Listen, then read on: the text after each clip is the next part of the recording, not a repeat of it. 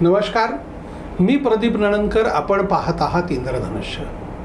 बीडचं प्रकरण आता राज्यातच नव्हे तर देशभर गाजत आहे. संतोष देशमुख यांच्या हत्या प्रकरणातली एकूण चार्जशीट दाखल होईपर्यंत धनंजय मुंडेंनी राजीनामा द्यावा अशी मागणी बहुतेक पुढारी करत आहेत. विरोधकांची ही प्रमुख मागणी आहे.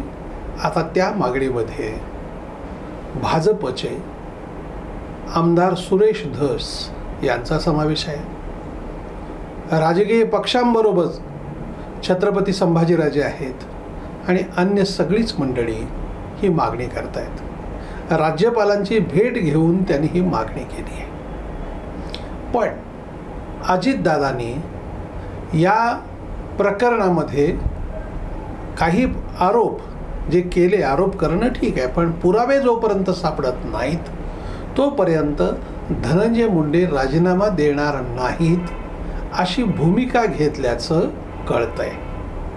कारण धनंजय मुंडेंनी सांगितलं की मी राजीनामा देणार नाही आणि अनेक जण सूत्राचे हवाले देतात. तर ते सूत्र वगैरे असू द्या, पण दिसतंय असं की अजितदादांनी ठरवलेले दिसते धनंजय मुंडेंना आपण आत्ताच काय हात लावायचा नाही, पुढच्या पुढे बघूया.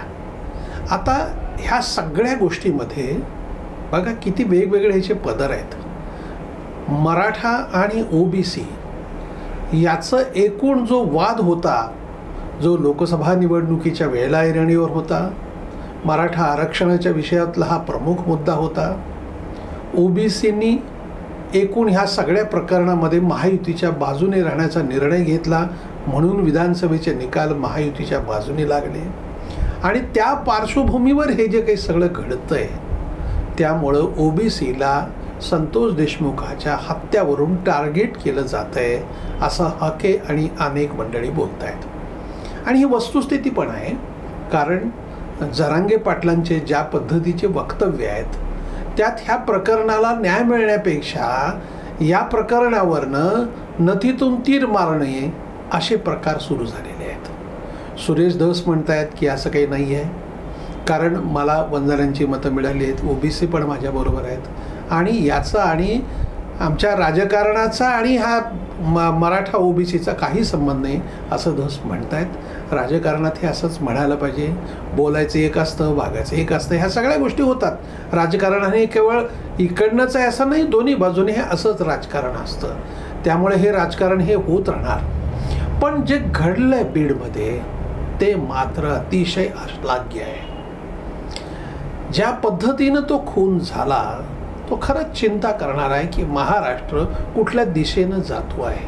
माणसं कोणत्या टोकाची भूमिका घेत आहेत, ह्यानं माणसं म्हणायचं का असा प्रश्न आहे. आणि हे एका दिवसात घडलेलं नाही ना. ह्याला 40-50 वर्षापासूनच्या राजकारणाची पार्श्वभूमी आहे.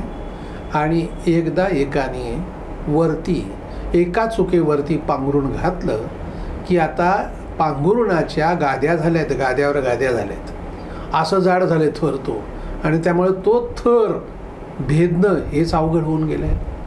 आणि त्यातनंच माणसं एक चूक खपली की चुकात चुका त्याची एक शृंखला तयार होते आणि त्यातनं बेडरपणा निर्माण होतो. मग संवेदना संपूनच जातात. काहीही केलं तरी खपतं. हे बीड, बिहार आणि बीडमध्ये काही नाही, दोन्ही बच आहे. बिहारचं उदाहरण आपण जे सांगतो ना ते सगळ्या गोष्टी तुम्हाला बीडमध्ये गेल्या अनेक वर्षापासून अनुभवाला येत आहेत. म्हणजे आपल्याला आठवत असेल मागच्या अनेक निवडणुकांमध्ये परळीमध्ये महिलांना राहणं, त्यांचं असुरक्षितपणाचं कसं आहे हा प्रमुख निवडणुकीतला मुद्दा होता आणि वस्तुस्थिती पण होती. मग आता ह्या ज्या सगळ्या घटना का घडत आहेत ह्याच्यावरती पुन्हा काय होतं आहे. लोक म्हणतात नकोच, म्हणजे अधिकारी म्हणतो मला बीडला बदली नको, म्हणजे तुला गडचिरोलीला पाठवेन ह्याच्यापेक्षा देखील बीडला पाठवण्याची दहशत लोकांची आहे. अशा अनेक विषय आहेत. आत्ता दिसतंय असं की या सगळ्या प्रकारामध्ये हे जे काही राजकारण घडत आहे तुर्तास धनंजय मुंडेंचा राजीनामा हा घेणं अवघड दिसतंय.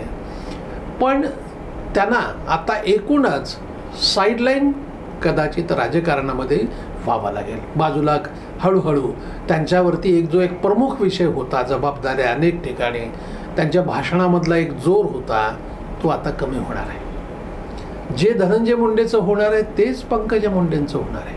पंकजा मुंडेंचं देखील त्या भले अमित शहा त्यांचे आशीर्वाद अशा जरी पोस्ट टाकल्या तरी राजकारणामध्ये काय होतं बघा, ज्या आविर्भावामध्ये ते पूर्वी बोलत होत्या तो आविर्भाव त्यांचा कमी झाला. कधी कमी झाला? कारण लक्षात असं आलं की अरे हे खच्चीकरण काही सोपं नाही आहे. मग मागच्या वेळेला त्या विधानसभेला पराभव झाला, पुन्हा लोकसभेला पराभव झाला, त्यामुळे आता फार त्यांना जपून बोलावं लागणार आहे. महाराष्ट्रातल्या त्या ओबीसीच्या नेत्या आहेत का, हे खरं आहे, पण धनंजय मुंडेची त्यांनी एकूण ज्या पद्धतीची तडजोड केली आणि आता त्यांच्या मर्यादा आहेत धनंजय मुंडेबद्दल बोलण्याच्या, त्याबद्दलही देखील त्यांच्याकडे असणारी जी सहानुभूती होती त्याचं प्रमाण कमी झालं आहे. त्यांचा असणारा चाहता वर्ग आहे तोच आहे, चाहता वर्गामध्ये हे नाही आहे, परंतु एकूण जी क्रेज होती ती क्रेज मात्र राजकारणातली कमी होती आहे. आणि ह्या सगळ्या प्रकारामध्ये बघा आता काय होणार आहे. बीडच्या राजकारणामध्ये आता लोक सगळे म्हणत आहेत बीडच्या राजकारण सुतासारखं सरळ आणण्यासाठीचे प्रयत्न आगामी काळामध्ये केले जातील, नव्हे ते केले गेले पाहिजेत. महाराष्ट्र म्हणजे बिहार नाही हे इथल्या महाराष्ट्रातल्या सगळ्या जनतेला कळलं पाहिजे. आजपर्यंत असं कोणी धाडस केलं नाही, हे धाडस हळूहळू का होईना देवेंद्र फडणवीस यांनी करावं. महाराष्ट्रातल्या अन्य सर्व जिल्ह्याप्रमाणेच बीड आहे, बीडला काही वेगळी भूमिका वेगळा मान द्यायची काही गरज नाही आहे आणि सगळ्यांना सुतासारखं सरळ करणं ही अपेक्षा देवेंद्र फडणवीसांकडनं आहे. या 5 वर्षात जर ही घटना जर घडली, असं जर घडलं खरंच, तर देवेंद्र फडणवीसांचं कौतुक. कारण त्यांनी जे 2 निर्णय घेतले, एक मुख्यमंत्री म्हणून मी कुठल्याही अधिकाऱ्यांकडून पुष्पगुच्छ स्वीकारणार नाही त्याचा एक आदेशच काढला, पोलिसांकडून मानवंदना घेण्यामध्ये पोलिसांचे दोन्ही गोष्टी बंदचा त्यांनी पत्र पाठवलेलं आहे. अतिशय उत्तम निर्णय आहे. असे निर्णय राजकारण्यांनी घेणं हे सोपं काम नाही आहे, कारण राजकारण्यांना हे करण्यातच धन्यता वाटत असते किंवा यातच त्यांना असं वाटतं की आमचं जे काही पदाचा मान आहे ना तो इथंच आहे. पण हे कळणं आणि जनतेच्या प्रश्नांकडे आपल्याला लक्ष द्यायचं आहे ही भूमिका त्यांनी घेतलेली आहे. त्यामुळे स्वाभाविकपणे त्यांच्याकडनं अपेक्षा अशी आहे की बीडला सुतासारखं सरळ करावं. धन्यवाद. आपल्याला हा जर व्हिडिओ आवडला असेल तर तो लाईक करा, फॉरवर्ड करा व सबस्क्राईब करा.